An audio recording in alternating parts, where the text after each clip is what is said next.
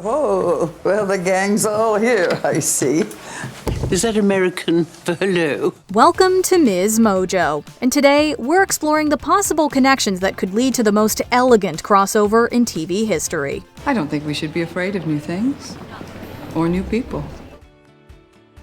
Two shows, different eras. In 2010, audiences got their first taste of Downton Abbey, the historical drama that both celebrates and satirizes early 20th century English aristocracy. From the upstairs machinations of the counts and countesses of Downton to the foibles and dramas of the downstairs staff, it became a sensation at home and abroad. He might do well in America, Mr. Barrow.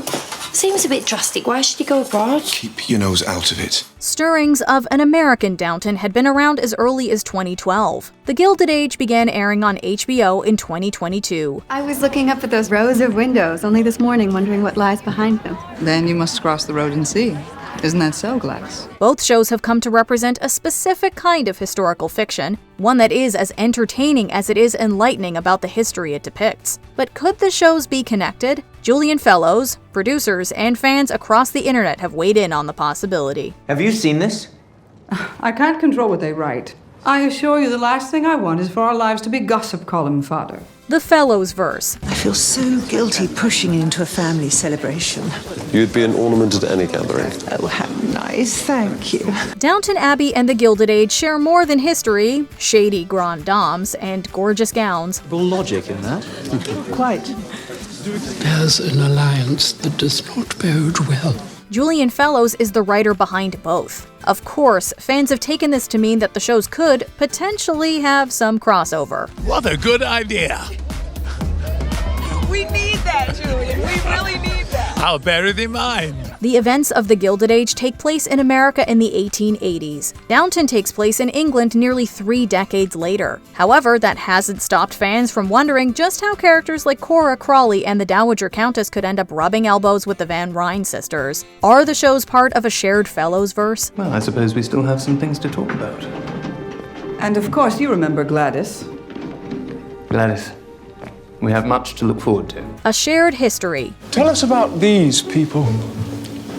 Oh, well, they were all rather marvelous and sort of living that life. Given that both shows deal with real-life historical eras, that alone might be enough to put them in the same universe. If the Gilded Age takes a long gap between seasons, we could see a future season catapulting the characters forward a few decades. But it might not even take that dramatic a shift. It's safe to assume that some of the older Downton characters are walking around England somewhere, while the Americans in the Gilded Age are building railroads and throwing balls. I was just telling Mrs. Russell of all your friends you made in Europe, not least the Duke of Buckingham. Theoretically, there could be a time jump that puts the characters in proximity to each other. Would Bertha Russell go toe-to-toe with Cora Crawley? Could an elderly Agnes van Rhijn withstand a put-down from the Dowager Countess? I've already said, if necessary, we can quarrel with her later. The Titanic connection. That's John Jacob Astor, the richest man on the ship.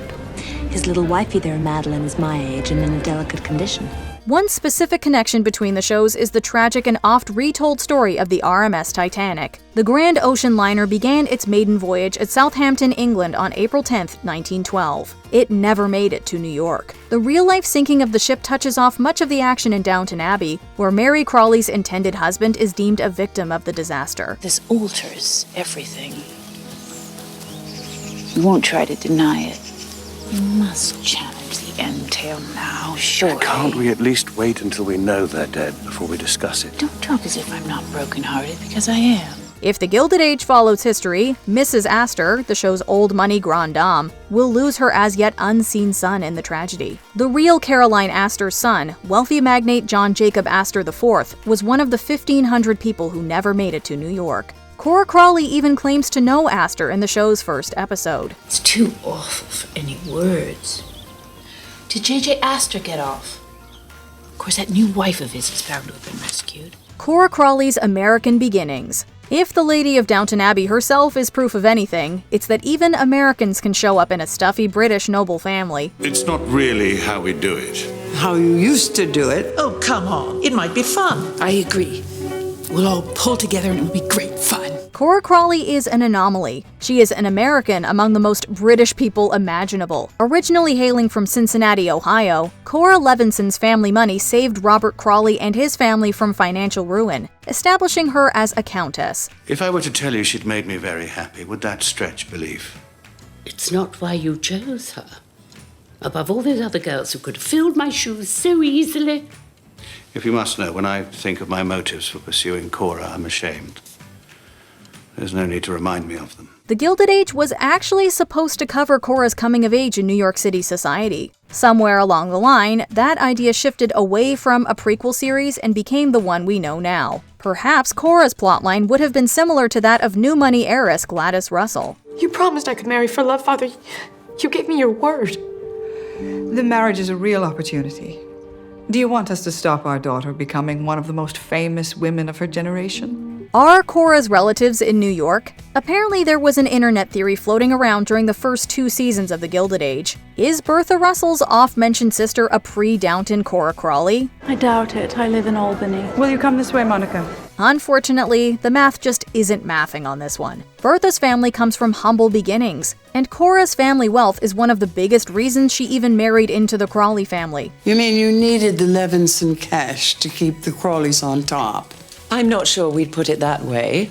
I'm quite sure we would not. When we finally meet Bertha's sister Monica, she is definitely iconic, but she's definitely not Cora. Still, it's not outside the realm of possibility that Cora has some long-lost relatives living in New York in the 1880s. Maybe we'll meet them in season 4.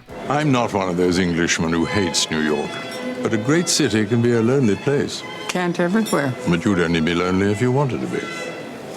Do you know Newport? Why?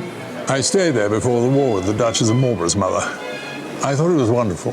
As a matter of fact, I'm in Newport quite a lot. Jumping the pond. A major difference between the 2 shows comes with the territory. In England, the upper crusters are nobles with land and titles. In America, the social hierarchies are a bit more permeable. The old have been in charge since before the Revolution. They ruled justly until the new people invaded. It's not quite as simple as that. Yes, it is. New money and old money jostle for position, but on the Gilded Age, the Russells make a huge splash by marrying their daughter Gladys to the Duke of Buckingham. It's a bid for respectability that could put them in the path of some of our favorite nobles, ladies, and duchesses. Well, they'd certainly like to meet you. What's this? Gladys is curious about the estate. She's going to get Forrester to explain it all. Julian Fellowes has said that he's not opposed to having a crossover now that storylines have taken some of the Gilded Age's characters to England. However, he's ominously said that it probably wouldn't be in the way fans expect. I think women should stick to their proper sphere. Then should the Queen have stuck to her proper sphere and refused the crown? Bertha, I think we must go easy on my poor sister. I was just curious, but of course if she'd rather not answer. The Dowager Countess versus the United States. You Americans never understand the importance of tradition. Yes, we do. We just don't give it power over us. If there's one thing Dowager Countess Violet Crawley can't tolerate, well, there are so many things the Countess of Grantham can't tolerate, but Americans are at the top of the list. Being the stateside version of Downton Abbey, the Gilded Age is chock full of Americans for her to take down a few pegs. I'm so looking forward to seeing your mother again. When I'm with her, I'm reminded of the virtues of the English. But isn't she American? Exactly. The great thing is that Violet Crawley, as one of the oldest characters in Downton Abbey, is probably one of the few characters who is an adult during the events of the Gilded Age. Julian Fellowes drew some major attention when he mentioned that a young Violet could make an appearance. We're still waiting. You cannot be so contrary. I'm a woman, Mary. I can be as contrary as I choose. A whole new show. Given the major time gap between the 2 shows, one possibility for a crossover might be a whole new show. If you want to cook an omelet, you have to learn to break a few eggs. Says the woman who hasn't cooked an omelet in 20 years. I may not have made an omelet, but I have made a future. And I'm here to help you do the same.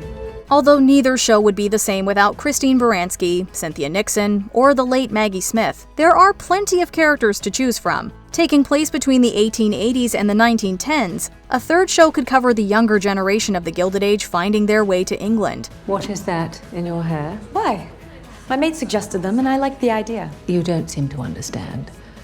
This isn't New York. There, the younger Russells and Marion Brooke might make contact with some of the Downton denizens in turn-of-the-century London. The opportunities for class and culture clash are almost too delicious. Are you quite well?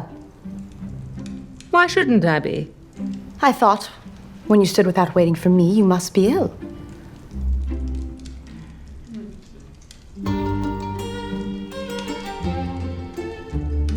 I'm so glad if I was wrong.